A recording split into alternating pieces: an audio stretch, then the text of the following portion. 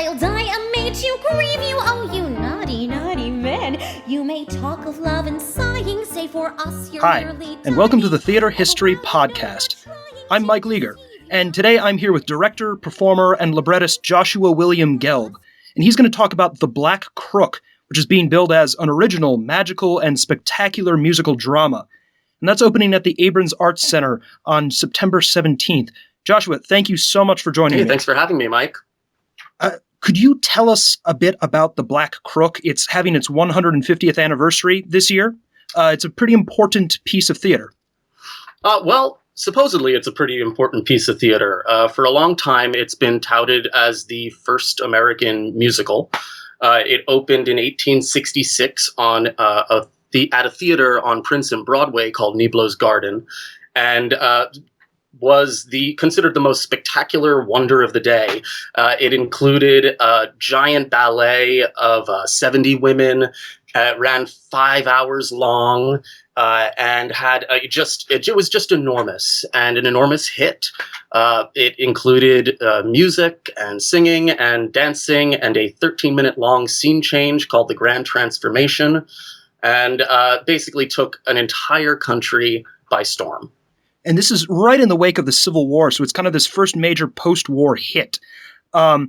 It's not necessarily known as a great literary work, is it? No, I suppose not. But that's probably, due to the circumstances of how it was put together. The story, as it goes, is that a ballet troupe from Europe was brought over by a producer named Henry Jarrett. And they were supposed to be performing at a theater called the Academy of Music up on 14th Street, but it burnt down. So without a theater, Henry Jarrett asked his friend William Wheatley, who was the manager of Niblo's Garden, if he could bring the ballet troupe in. But Wheatley kind of stipulated that they would have to be brought into a different production than the one they were expecting to do, which was The Naiad Queen, and instead proposed that they be incorporated into this melodrama he had called The Black Crook, which was by this playwright named Charles M. Barris, who was a bit of a hack, to be honest. He had delusions of grandeur, that this was a great piece of literature on par with Midsummer Night's Dream, he liked to think. But honestly, most critics agree that it was a pretty mediocre piece of writing. And even William Wheatley himself acknowledged that basically the play only served as a clothesline on which to hang expressive costumes, dances, and scenery. Nevertheless, very important. You expressed some skepticism about whether this is actually the origin of musical theater. I don't know if you want to wade into that controversy at all, but I don't know. I think there's a lot of scholarship out there right now by people who are pretty determined to find other pieces that were, I guess, more influential. But I guess what's important to me is the mythology of the first musical, and that's what we're exploring with this adaptation. So whether or not The Black Crook was the first musical, the fact remains that it has sort of been deemed so, and in that I think there's actually a lot to unpack. Why we consider this the first musical and what that says about our culture today. And you mentioned the critical reception, at least for the script itself, was not so great. Mm-hmm. I want to read a couple of the reactions from the 19th century. The New York Tribune, writing in 1866, said, "The scenery is magnificent, the ballet is beautiful, the drama is rubbish." Uh-huh. And William Winter, who is one of the great 19th century American theater critics, writes about William Wheatley, the manager whom you mentioned, said, "Opinion will differ as to the degree of mischief he wrought by introducing the Black Crook upon the American stage. Wheatley cannot be charged with having invented it. The sensual spectacle, however, is a kind of theatrical display that has done injury, and it is a subject for regret that his name, i.e. Wheatley's, was ever associated with its evil influence." Well, the thing about the Black Crook is it was so notorious because of these dancing girls and their flesh-colored tights, and there was a major reaction from conservatives at the time, basically accusing it of pornography. So I think that's the evil they're alluding to. which sold more tickets, as I understand. If you call something pornography, that's probably going to sell more tickets. Absolutely. I mean, that's a major reason why it did so well. There was one preacher named Charles Smythe or Smith or something who rented out Cooper Union and had a sermon to about 3,000 people. But the sermon is, about as titillating as it could possibly be. And of course, he's telling people about, these leggings and describing them in such great detail. It seems, it would seem absurd not to go see the show itself. You really have to see what he's talking about to really understand the full depravity. Mm-hmm. So you've been working with some version of the Black Crook for almost a decade now, and I'm wondering what personally draws you to it beyond the historical importance, beyond sort of digging into that myth. What do you find so compelling about bringing this back in the 21st century? Well, I suppose I have something of a complex relationship with musical theater. As you said, I'm a librettist for musicals, and I've been raised on musicals. I guess, at a moment in history, now musical theater is so popular right now. It's wonderful. But I was growing up in the 90s, and I think it was significantly less so at the time. And so, growing up just sort of hoarding my Sondheim albums and just sort of memorizing all of that. Basically, it was sort of my own origin story, thinking about the Black Crook and what its relationship to America and theater is. And so I was interested in unpacking that and really excited. I guess what happened, we did it 10 years ago at NYU, or right after I graduated from NYU, in a very, very small production, mostly out of necessity. And now 10 years later, with the 150th coming up, I thought it would be equally as valuable to basically open up the conversation again, particularly at a moment where musical theater is going through a bit of a renaissance. And you talk about, it's interesting you mentioned this sort of not great reputation that musical theater has had in the past, because this is, as we've sort of been saying in our conversation, definitely not a literary piece first and foremost. How does that factor in the sort of visual, oral/musical component of the play?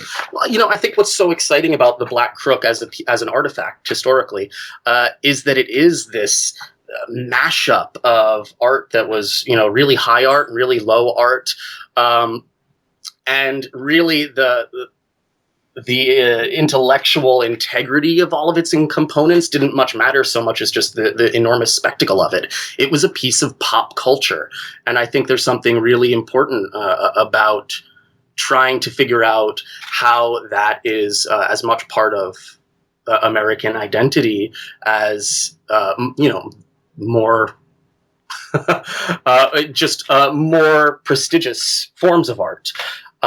So yeah, that's kind of what I've been thinking about a lot. I mean, particularly the fact that the Black Crook happened at this, as you said, after the Civil War, at this moment when there's this convergence of technology, the train, the telegraph, and the camera, which just makes pop culture nationally ingestible. And I think so the Black Crook has a lot to say about how we consume culture and about how culture can really become how we identify as Americans. And wow, I've lost my train of thought. That's all right. Well, to kind of pick up on that, I noticed in your description of the show, you call it a re-envisioning. I'm assuming that you're not going to do, as you mentioned, a 5-hour show. That doesn't usually sell as many tickets, I'm sure. But beyond presumably shortening, sorry. It depends on the 5-hour show. That's true. He says as he's reading Harry Potter. What, besides some of the obvious changes, are you doing to kind of re-envision this show? Well, we're actually doing the entire, or virtually the entire script of the original. it goes to show that the original Charles Barris script reads at about an hour.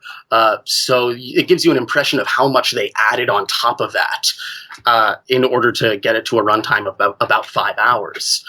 So we're going to do the whole script. We're going to do as many of the songs as we've been able to find. But we also add an entire narrative about the creation of the show.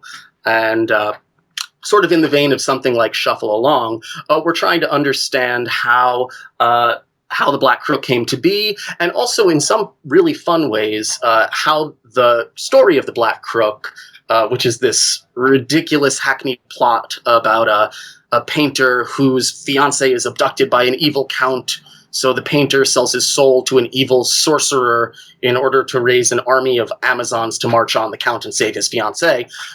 How that story speaks to or connects with and parallels the story of this poor playwright who sells his play to these producers, actually historically, in order to save his dying wife. Wow. Yeah.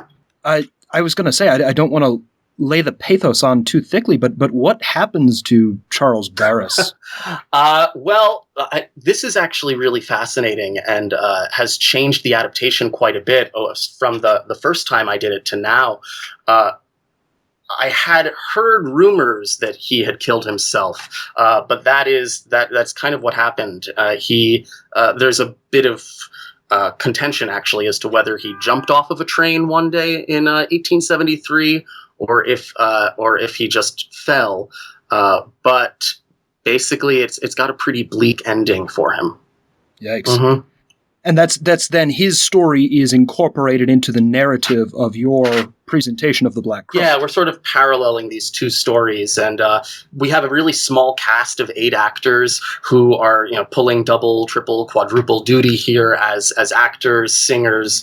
They're musicians as well, and ballet dancers.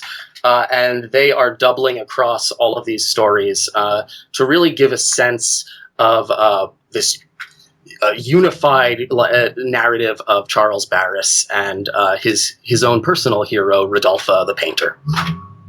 And this is interesting, too, because you're dealing with a lot of, and as you mentioned, there's no original score, but you're dealing with a lot of mid-19th century music.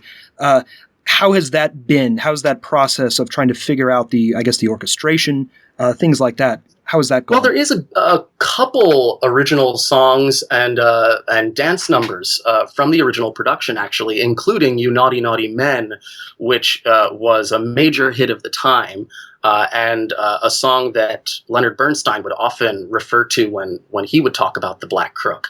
So we do have a couple originals. Thomas Baker was the composer of the first production, and Giuseppe Aperti was the composer-arranger for the second production in 1871, and we use a lot of their music.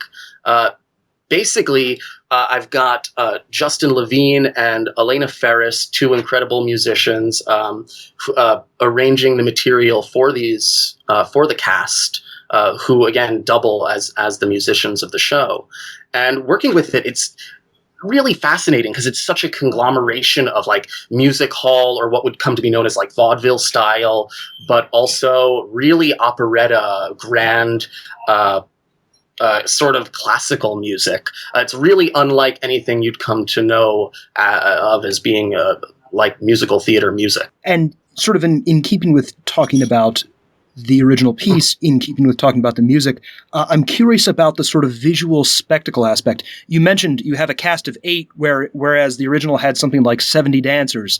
You talked about the 13-minute sort of spectacular extravaganza scene change towards the end of the original.